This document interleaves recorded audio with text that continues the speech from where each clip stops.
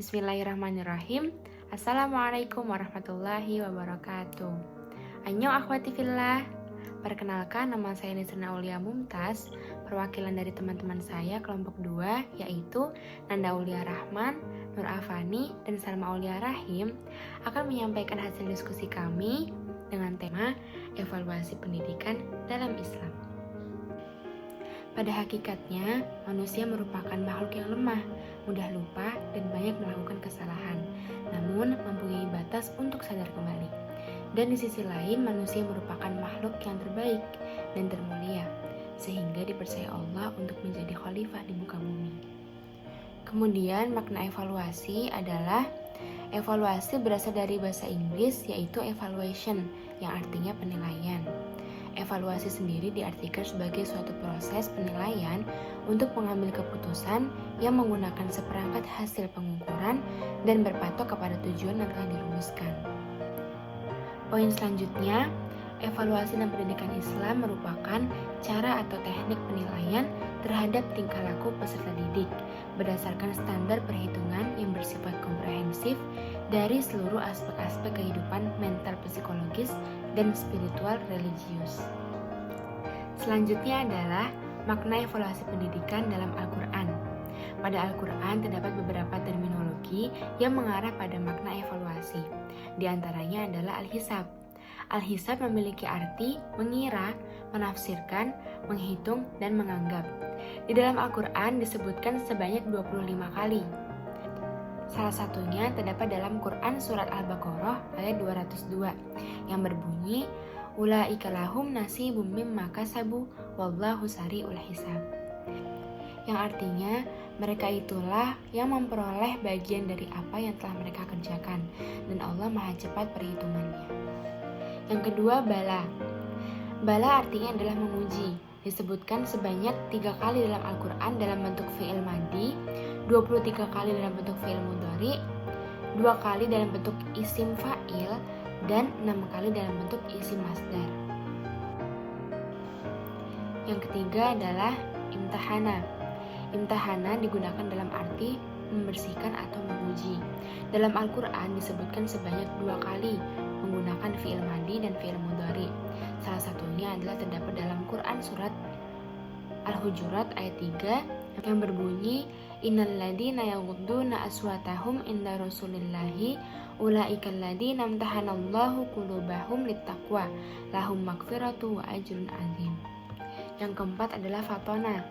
Fatona disebutkan dalam Al-Quran sebanyak 12 kali dalam bentuk fi'il madhi dan 11 kali dalam bentuk fi'il mudhari. Salah satunya adalah terdapat dalam Quran Surat Al-An'am ayat 53 yang berbunyi wa kadzalika fatanna ba'dahum bi ba'dil liyaqulu ahaula'i manallahu 'alaihim min bainina alaysallahu bi'a'lamu bisyakirin. Yang terakhir adalah kata al-wazn. Al-wazn artinya adalah timbangan atau tolak ukur. Dalam Al-Quran disebutkan sebanyak 1 kali dalam bentuk isim masdar tunggal dan sebanyak 6 kali dalam bentuk isim jamak plural. Salah satunya terdapat dalam Quran Surat Al-Kahfi ayat 105 yang berbunyi Ulaikal ladzina kafaru bi ayati rabbihim wa liqa'ihi fahabitat a'maluhum fala nuqima lahum yaumal qiyamati wazna. Poin selanjutnya adalah ciri evaluasi pendidikan menurut Suharmini. Beliau mengungkapkan bahwasannya terdapat 5 ciri evaluasi pendidikan. Yang pertama adalah penilaian dilakukan secara tidak langsung.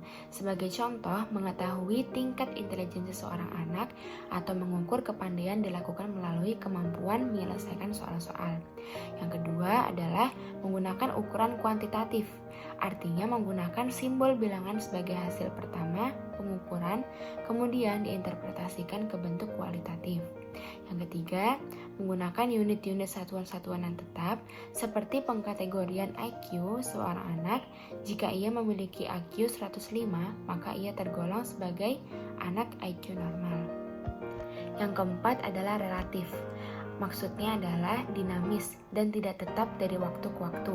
Contohnya adalah hasil ulangan seorang siswa, pecahan pertama 80, kemudian pecahan selanjutnya 90. Ketidaktetapan ini mungkin dipengaruhi oleh beberapa faktor. Dan yang terakhir adalah bisa saja terjadi kesalahan dikarenakan salah satu penyebab diantaranya alat ukur, orang yang melakukan penelitian, peserta didik yang dinilai, maupun situasi saat penilaian berlangsung. Poin selanjutnya adalah fungsi evaluasi. Yang pertama adalah untuk mengetahui atau mengumpulkan informasi tentang taraf perkembangan dan kemajuan yang diperoleh peserta didik dalam rangka mencapai tujuan yang telah ditetapkan dalam kurikulum pendidikan. Yang kedua adalah untuk mengetahui prestasi hasil belajar guna menetapkan keputusan apakah bahan pelajaran perlu diulang atau dapat dilanjutkan. Kemudian yang ketiga adalah untuk mengetahui efektivitas cara belajar dan mengajar yang telah dilakukan. Yang keempat, untuk menetapkan keputusan yang tepat dan merealisasikan persaingan yang sehat dalam rangka berpacu dalam prestasi. Kemudian yang kelima, untuk mengetahui sejauh mana kurikulum telah dipenuhi dalam proses kegiatan belajar mengajar. Yang keenam, untuk mengestimasikan dana pendidikan. Dan yang terakhir, yang ketujuh, sebagai bahan laporan terhadap orang tua atau wali peserta didik berkenaan dengan rapor, ijazah, piagam, dan sebagainya. Selanjutnya adalah tujuan evaluasi. Tujuan evaluasi adalah menentukan kualitas sesuatu, terutama yang berkenaan dengan nilai word dan arti merit. Tujuan dibagi menjadi dua, tujuan umum dan tujuan khusus. Tujuan umum adalah memperkuat data pembuktian dan mengukur efektivitas pendidikan. Yang kedua adalah tujuan khusus, yaitu memacu kegiatan peserta didik dan menentukan penyebab keberhasilan atau kegagalan peserta didik.